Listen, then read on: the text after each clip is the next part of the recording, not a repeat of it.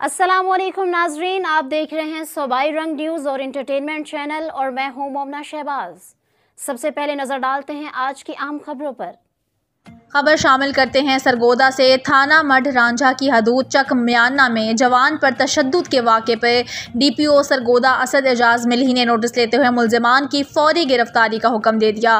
थाना मढ़ रांझा की हदूद म्याना में उबाश नौजवानों ने एक जवान को शदीद तशद्दुद का निशाना बना डाला, जिसकी वीडियो वायरल होते ही DPO सरगोदा ने फौरी नोटिस लेते हुए SHO थाना मढ़ रांझा को फौरी रिपोर्ट और मुलजिमान की गिरफ्तारी का हुक्म दिया, जिस पर SHO ने फौरी कार्रवाई करते हुए मरकजी मुलजिम को गिरफ्तार कर लिया, जबकि दूसरे मुलजिमान को गिरफ्तार करने के लिए टीम भी तश्कील दे दी गई है। DPO सरगोदा का कहना था कि मुलजिमान को गिरफ्तार करके मुतासिरा जवान की दादरसी को यकीनी बनाया जाएगा और किसी को भी कानून को हाथ में लेने की इजाज़त नहीं दी जाएगी।